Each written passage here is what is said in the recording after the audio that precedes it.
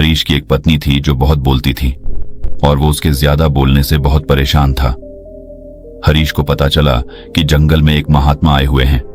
वह अपनी पत्नी को उनके पास लेकर जाता है और कहता है कि मुनिवर, कृपा करके आप इसे समझाइए, ये बहुत बोलती है। मेरे मना करने के बाद भी इसका दिन भर इसका मुंह चलता ही रहता है। मैं इसे कितना समझाता हूं कि कम बोलाकर चुप रहना सीख, लेकिन नहीं, और हर बार इसकी वजह से लड़ ढाई होती है। महात्मा मुस्कुराए और बोले, मैं तुम्हें इस बात को एक कहानी की मदद से समझाता हूं। मेरा गुरु का एक शिष्य था जो बहुत बोलता था। वह हर समय इधर उधर की बातें करता था और कभी शांत नहीं रहता था। जब वह दान लेने के लिए जाता तो हर घर से एक नई कहानी लेके आता और आश्रम के दूसरे शिष्यों को सुनाता, और एक शिष्य की दूसरे से बुराई करता, चुगली करता और दूसरों के सामने अच्छा बनने का प्रयास करता और खुद के मुंह से ही खुद की तारीफ करता रहता और हमेशा खुद को गुरु के सामने सबसे बुद्धिमान और उत्तम साबित करने का प्रयास करता। वह खुद को सभी शिष्यों से अलग और श्रेष्ठ मानता था। उसका कहना था कि मैं एक अमीर घर का बालक अगर मैं चाहता तो एक आरामदायक और सुविधाओं से भरा जीवन जी सकता, लेकिन मैं वह सब छोड़ कर यहाँ आ गया क्योंकि मुझे खोज करना, खुद को जानना है, जीवन को जानना है। एक दिन गुरु ने आश्रम के सभी शिष्यों को बुलाकर कहा, आप सभी को अगले 1 महीने के लिए कोई न कोई संकल्प लेना होगा। इससे आपकी संकल्प शक्ति मजबूत होगी और आप में आत्मशक्ति का संचार होगा। आप सभी अपने सामर्थ्य के अनुसार कोई भी संकल्प ले सकते हैं, और यदि 1 महीने से पूर्व आप में से जिसका भी संकल्प टूट जाएगा तो वह अपनी पुरानी दिनचर्या में वापस आ सकता है। सभी शिष्यों ने अपनी शक्ति के अनुसार संकल्प लिए और गुरु को अपने अपने संकल्प के बारे में बताकर वहां से चले गए। लेकिन वह शिष्य जो खुद को सबसे अलग दिखाना चाहता था, वह सीधे गुरु की कुटिया में पहुंच गया और बोला, मैं कोई छोटा मोटा संकल्प नहीं लेना चाहता, बल्कि खुद की ही जैसे एक और महान संकल्प लेना चाहता हूं। कृपया आप ही बताएं मुझे क्या संकल्प लेना चाहिए। उसकी यह बात सुनकर गुरु मुस्कुराए बोले, क्या तुम मेरे द्वारा दिए गए संकल्प को पूरा कर पाओगे? क्या तुम्हारे लिए उसे पूरा करना संभव होगा? शायद नहीं, वह तुम्हारे लिए संभव नहीं, तुम उसे पूरा नहीं कर पाओगे, इसीलिए तुम खुद ही कोई संकल्प ढूंढो। शिष्य ने कहा, नहीं गुरुदेव, आप जो भी संकल्प मुझे देंगे मैं जरूर उसे पूरा करूं। गुरु ने कहा, ठीक है, तो तुम अगले 1 महीने तक चुप रहो, मुंह से एक शब्द भी नहीं निकालोगे, यही है तुम्हारा संकल्प। शिष्य ने कहा, गुरुदेव, यह भी कोई संकल्प है? ये तो बहुत ही आसान है, आप कोई संकल्प दीजिए जो मेरी योग्यता के बराबर हो। गुरु ने कहा, पहले तो तुम इस संकल्प को तो पूरा करके दिखाओ। शिष्य ने गुरु की बात मान ली और वह उसी समय चुप हो गया और पलटकर कुटिया से बाहर चला गया। उसे चुप रहना बहुत आसान लग रहा था। उसने एक दिन तो जैसे तैसे चुप रहकर काट लिया, लेकिन दूसरे दिन से उसके मन में ना बोलने का बोझ बढ़ने लगा, और तीसरे दिन उसे भारीपन महसूस होने लगा, और चौथे दिन उसके अंदर एक अजीब सी बेचैनी होने लगी, क्योंकि आसपास आश्रम के सभी शिष्य एक दूसरे से बातें कर रहे थे। वह भी अपना पक्ष उनके सामने रखना चाहता था, उनकी बोलती बंद कर देना चाहता था, लेकिन उसका संकल्प उसके आ रहा था, इसीलिए वह पूरे दिन सिर्फ और आंखें बनाता। इसी तरीके से कुछ दिन और बीते और वह शिष्य बीमार पड़ गया। उसका सिर फटा जा रहा, उसका खाने पीने तक का मन नहीं था, वह सिर्फ बोलना चाहता था। वह गुरु के पास गया और उनके सामने बैठकर लिखकर उन्हें बताया, गुरुदेव, मैं बोलना चाहता हूँ, बिना बोले मुझे सांस नहीं आ रही है, मेरा दम घुटता जा रहा है, मैं अंदर ही अंदर पागल हुआ जा रहा हूँ, मैं क्या करूँ? संकल्प तो ड दूं क्या?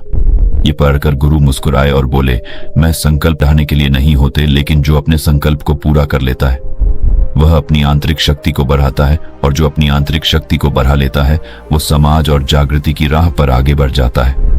संकल्प का लेना भी तुम्हारे हाथ में था और इसे तोड़ना भी तुम्हारे हाथ में है। तुम्हारे बहुत से भाई अपने संकल्प को तोड़कर अपनी पुरानी दिनचर्या पर वापस आ चुके हैं। अगर तुमसे नहीं हो पा रहा तो तुम भी संकल्प तोड़कर अपनी पुरानी दिनचर्या पर वापस जा सकते हो।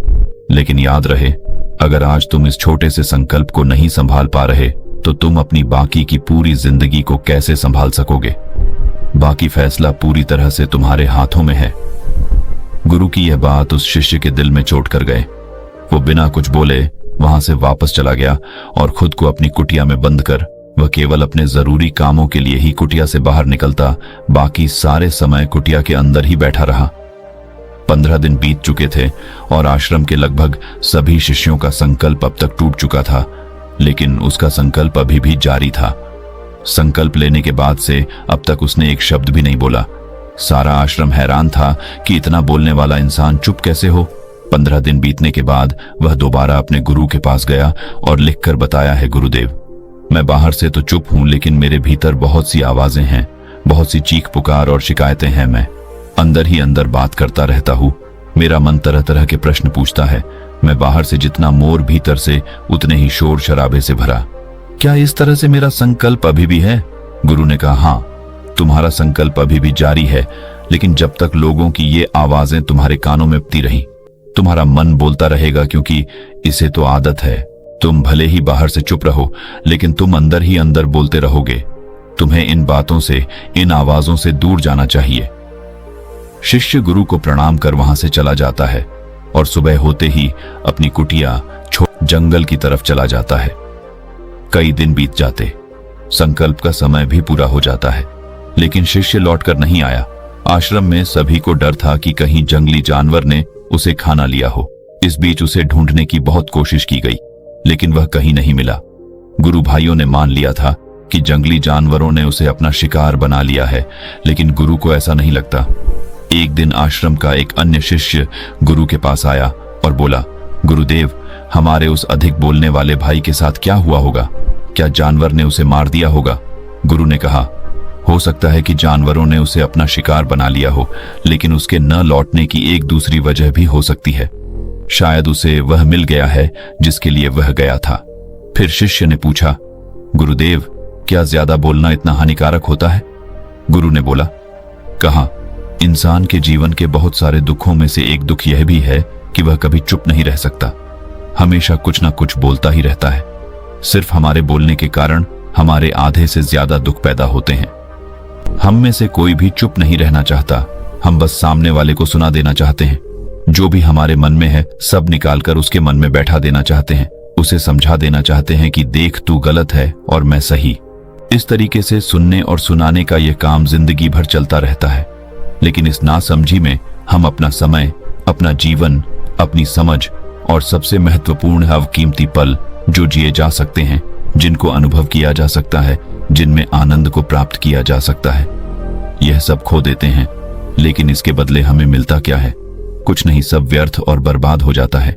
शिष्य ने पूछा, तो फिर इसका समाधान क्या है?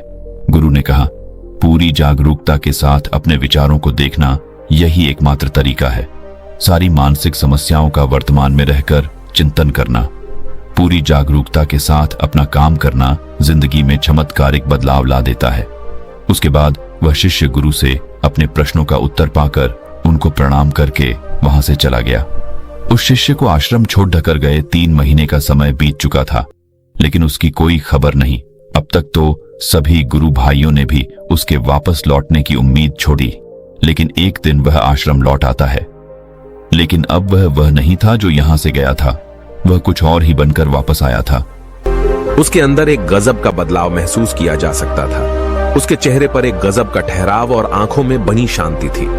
आश्रम में आते ही सभी गुरु भाइयों ने उसे चारों तरफ से घेर लिया और बातें करने लग गए। वह भी अपने गुरु भाइयों से बातें करने लगा। उससे बात करने वाले सभी ने यह अनुभव किया कि अब वह पहले जैसा उतावला और बातूनी नहीं रह गया था। उसके मुंह से एक एक शब्द बहुत ही सुलझे हुए और मधुरता के साथ निकल रहे थे। थोड़ी देर तक गुरु भाइयों से बात करने के बाद वह सीधा गुरु की तरफ चला गया। उसने गुरु के चरण छुए और कहा, गुरुदेव, क्या मैं अब भी मौन हूं? क्या अब भी मेरा संकल्प जारी है? गुरु ने कुछ देर तक शिष्य की आंखों में बड़े ध्यान से देखा और कहा, हां, तुम अब भी मौन हो। तुम्हारे मुंह से एक भी शब्द निकल नहीं रहा और तुम्हारा संकल्प अभी भी जारी है। शिष्य ने कहा, गुरुदेव, जब मैं आश्रम से गया तो मैं मुंह से तो चुप था, लेकिन मेरे अंदर बहुत सी आवाजें थी।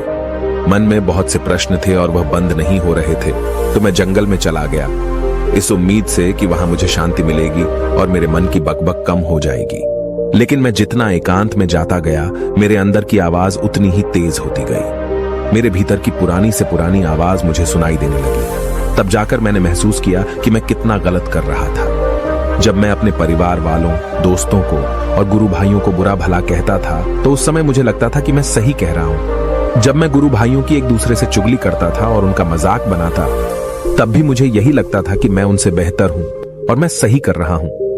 लेकिन उस दिन मैंने पहली बार महसूस किया कि मैं कितना गलत बोलता था। काफी दिनों तक ये आवाजें, ये शिकायतें मेरे अंदर चलती रहीं, लेकिन धीरे धीरे करके एक दिन ये सारी आवाजें मेरे अंदर से समाप्त हो गई। अब मैं भीतर से भी मौन हो गया। उस घने जंगल में बाहर से कोई बोलने वाला था नहीं और भीतर कोई आवाज बची ही नहीं थी, और मैं उस दिन पहली बार मौन का सही अर्थ समझा। मेरे चारों तरफ बहुत शांति थी। हालांकि अभी भी कुछ आवाजें आ रही थीं जो पहले भी आती थीं, लेकिन मैं उन्हें सुन नहीं पाता था। पर अब वह सभी आवाजें मुझे स्पष्ट रूप से सुनाई दे रही थीं। हवा के चलने की आवाज, चिड़ियों के चहकने की आवाज और पानी के बहने की आवाज। ये सभी आवाजें मैंने पहली बार पूरे होशपूर्वक सुनी। अपने चारों तरफ इतनी शांति मैंने पहले कभी महसूस नहीं की थी। तो इस शांति को भंग करने के लिए मैंने पहली बार अपने मुंह से कोई शब्द निकाला। मैं चिल्लाया, हे ईश्वर, ये कैसी शांति है? सभी कुछ इतना शांत क्यों है? ऐसा क्या हो गया? लेकिन मेरे चिल्लाने के बाद भी शांति भंग नहीं हुई। सब कुछ पहले जितना ही शांत था, बाहर भी और भीतर भी। हे गुरुदेव, मैंने अपने गुरु भाइयों से बात की, मैंने आपसे बात की। मैं बोल रहा हूं, मैं चल रहा हूं, मैं सब कुछ देख रहा हूं, लेकिन मैं अपने भीतर एकदम एकांत में हूं, मौन में हूं। भीड़ में होता हूं तब भी भीतर से अकेला एकांत में होता हूं। जब मैं खुद में भी शोर करना चाहता हूं तब भी एकांत में ही होता हूं। अब सब दिखाई पड़ने लगा है, सब सुनाई पड़ने लगा है। गुरु ने कहा, जब तक हम बाहर की तरफ बोलते रहेंगे भीतर अशांति ही रहेगी, लेकिन जिस दिन हम भीतर की तरफ मुड़ जाएंगे तब हमारे मुंह से कुछ भी निकलेगा, हम शांत ही रहेंगे। दुनिया में जितनी भी बुराइयां हैं ज्यादातर हमारे बोलने से ही उत्पन्न होती है, क्योंकि हम चुप रहना नहीं चाहते। हम जितनी जरूरत है उससे कहीं ज्यादा बोलते हैं। हम सामने वाले को सुनना नहीं चाहते, बल्कि उसकी बोलती बंद कर देना चाहते हैं। उसे समझा देना चाहते हैं कि मैं कौन हूं, मैं क्या कर सकता हूं, और यही हमारी जिंदगी का मकसद बनकर रह जाता है। हमारी सारी ऊर्जा व्यर्थ के बोलने में बर्बाद होती रहती है। ऐसे ही समाज में लोगों का जीवन दुखों से भर जाता है, जो हमेशा एक दूसरे को सुनाने में लगे रहते हैं। कभी एक दूसरे को सुनना नहीं चाहते, समझना नहीं चाहते, और चुप रहना तो उन्होंने कभी सीखा ही नहीं, क्योंकि चुप रहना उन्हें छोटा महसूस करवाता है। दुनिया की सभी लड़ाइयों का कारण हमारा बोलना ही है। इसलिए हमें सिर्फ उतना ही बोलना चाहिए जितना जरूरी हो, क्योंकि व्यर्थ का बोलना ऊर्जा को नष्ट करना है, और यह बोलना ही हमें कभी अपने भीतर की ओर लौटने नहीं देता, क्योंकि यह हमें बाहर की ओर खींच कर रखता है, और बाहर है ही क्या इस संसार के अलावा।